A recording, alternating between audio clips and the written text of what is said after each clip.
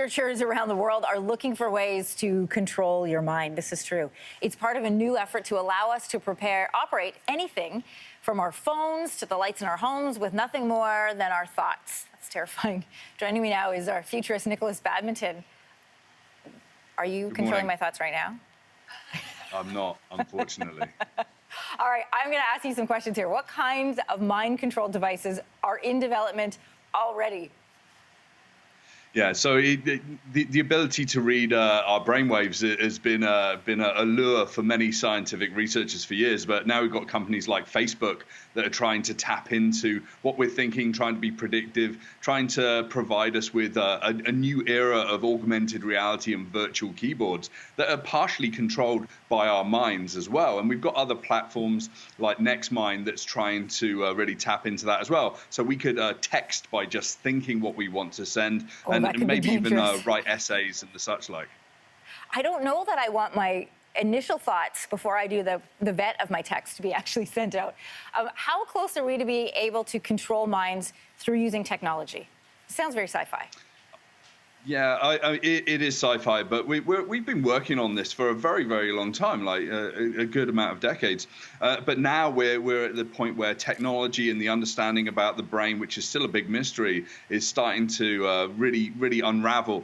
And now we're right on the cusp of these kinds of technologies being off the shelf. I think within the next 5 years, we're going to have more of these technologies coming in. And we just need to work out where and when we use them and how to make it accessible to all.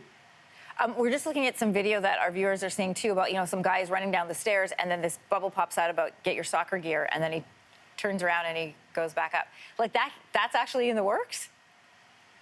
Well, the connection of information and centralized systems and distribution and useful application of this kind of hardware is definitely in the works, and it's going to be there. When you see companies like Facebook and Google and these other companies really step up and try and use this technology, that means it's going for the mass consumer market. So, yes, it's coming, and it's going to come thick and fast.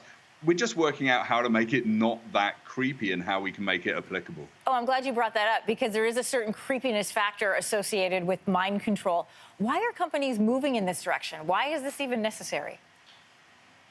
Well, it's the idea that you can allow anyone that can have sentient thought to be able to control anything. And this can be quite good for people that have got physical or even mental disabilities as well, because they can be involved. But, we have to really work out the ethics around this and how they're used, because we can't control people. But maybe we can give people the ability to control things that are going to be infinitely useful in their lives. I can only think of the negative effects of that. I'm thinking like politics and elections and all of those kinds of things. But there are some surprising benefits to researching and to developing technologies like this and these kinds of devices. Please tell me what those are.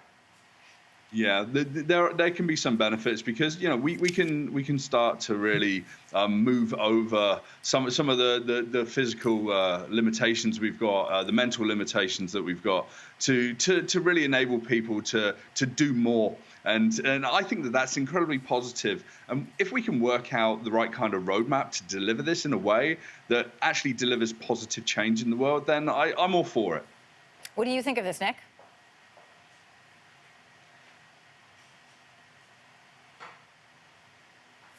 Sorry, Anne-Marie, can you repeat? I said, what do you think of this idea? Oh, what do I think of it?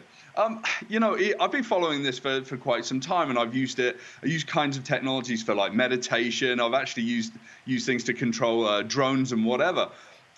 I don't know how much I'm going to use it, but if you think about it, in dangerous work situations where you do need to think quickly, you can't act physically as quickly as you can with your mind. So maybe it can be really useful in a number of different aspects. In the future, am I suddenly going to put on a headset and have conversations with my son as he lives halfway across the country?